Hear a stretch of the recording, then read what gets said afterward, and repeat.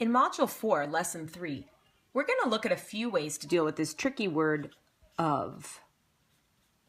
A lot of times you might get a word problem where they want to know a fraction of something. Like they'll say, you need 2/3 of 16 ounces to put in your cake or something. Or they'll say, what is 4/5 of 15 bananas? Right? So this word of is going to come up a lot, and we're going to try to figure out what to do when we have that word of. Let's start with a really simple one, and we'll learn a new kind of diagram. Let's say I want to know what 1/3 of 6 equals. I'm going to draw 6 little balls here, and I know that thirds means I've got to divide it into 3 parts. Shoop, shoop. Do I have 3 sections? Yup. How many are in one section, 1/3? 2. So 1/3 of 6 is 2. How much do you think 2/3 of 6 are? Well, some of you said, easy, Mrs. Wax, I can just count another third. 1, 2, 3, 4. 2/3 are 4.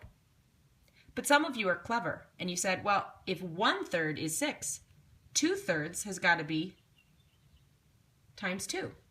2 times 2 is 4. Can you predict then what 3/3 of 6 would be? If you said 6, you're right. Now you might have said 3/3 is 1, 2, 3, all 3 sections, and then you counted and you got 6. You might have said, well, I know 1/3 is 2. If I want 3/3, that's 3 times as much. 2 times 3 is 6. And some of you might have been even more clever, and you said, I know 3/3 equals 1 whole. So 1 whole of 6 is just 6. It's the whole thing. We could do this with any number. Let's say I want to know 1/4 of 12. I can draw 1, 2, 3. Let's do 12, 8. Here we've got 12 little balls, and I want to divide them into 4 sections. Now I made it in 4 rows, so that's pretty easy. I've made fourths. 1/4 is one of these sections. How many are in it? 3. So 1/4 of 12 is 3. 2/4 of 12 would be another 3. That would be 6.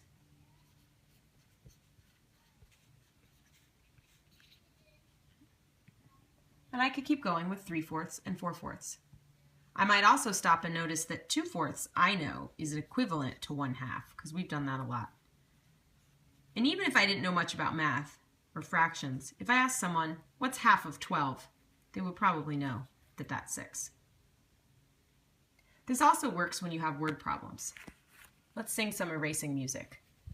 Erasing, we're erasing, everybody sing the song. We're erasing, yes, erasing, and it won't be long. All right, so let's say we've got Mrs. Pham, and Mrs. Pham has 8 apples, and she's going to give 3/4 of her apples to her students. So she's got 8 apples.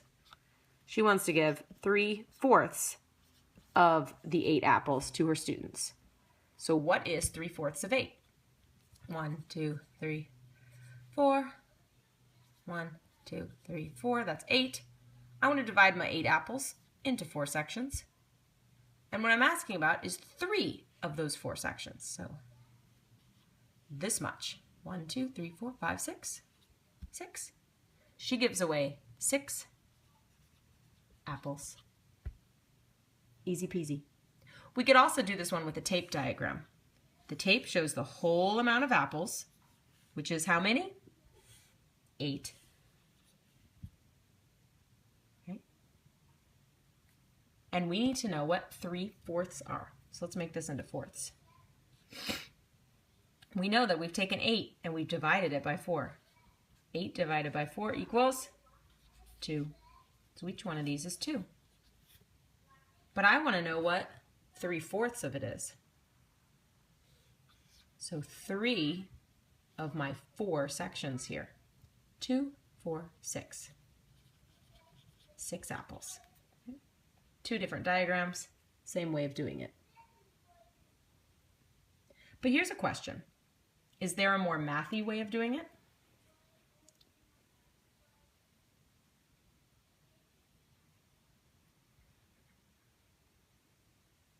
Okay, I hope during that pause that you said something really exciting, that you noticed some patterns.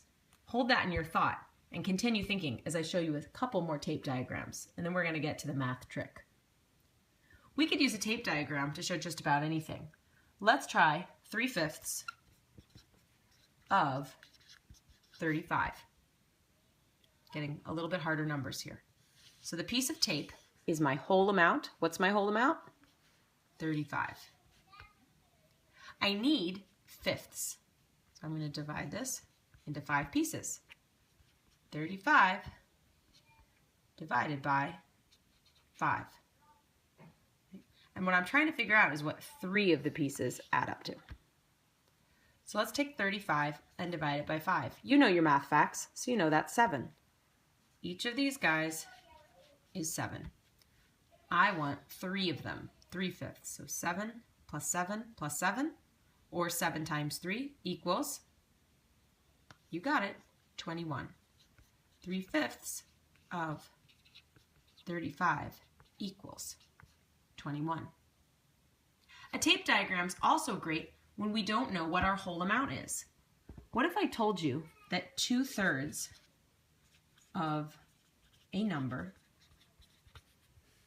equals 8? What would that tape diagram look like?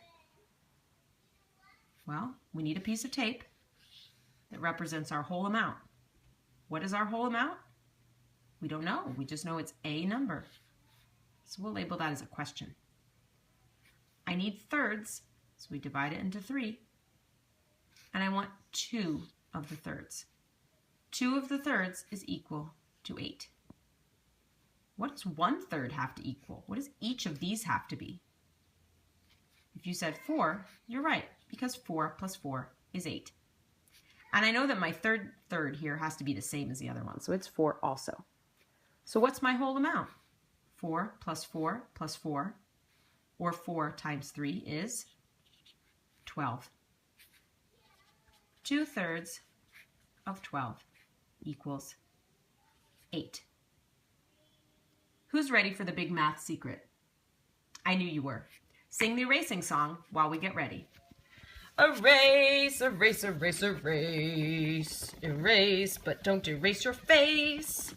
Just erase the stuff on the whiteboard and think about how Mrs. Wax needs to get a better computer program for doing this. Okay, that's enough space. So let's look at this word of. I want to know if we can just change this word of into some kind of math. So let's think about 1/5 of 10. Okay? The way we've been doing that is we've either been drawing 10 balls, dividing that into 5 sections and going, oh, one of those sections, 1/5, has 2. So 1/5 of 10 equals 2. The other way we could do it is say this is our whole, this is 10, the amount we have, and we need to divide it into fifths. 10 divided by 5 equals 2. So each one of these is 2. 2, 4, 6, 8, 10. It works out. So we can agree that 1/5 of 10 equals 2, no matter which way we do it. Let's think of it this way. 10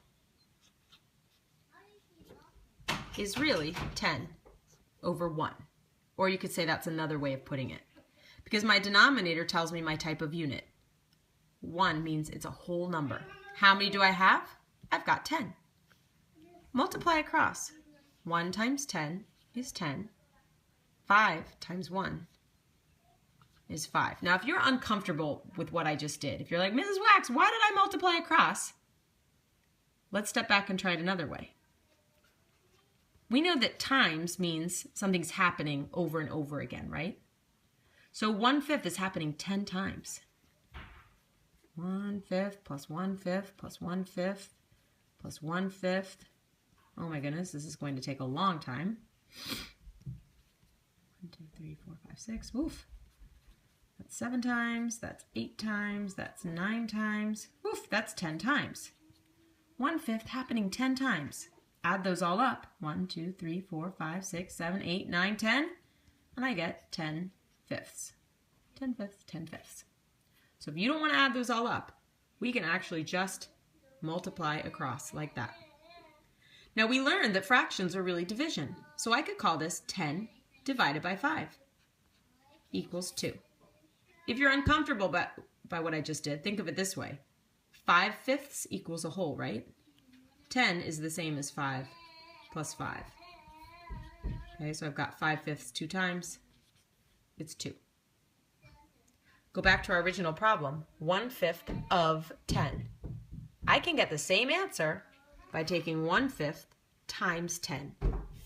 Of equals times. Of, when we're dealing with fractions, equals multiplication. We can go back and look at this older one. Remember when we were doing 3/5 of 35? 3/5 of means times 35. Okay. We're going to call that 35 ones. Multiply across. Oof, that's going to be a big number. Ignore the children yelling. 105, my goodness, 105 fifths. Remember that this line means division, so I can say 105 divided by 5 is 21. 3/5. I'm glad I didn't erase this because now I can prove it. 3/5 of 35 is 21. That's what we got with the tape diagram, and that's what we get just with numbers. So as you do your problem set, you might be asked to use a tape diagram or a different kind of diagram, or you might be able to just do it, remembering that of means multiply.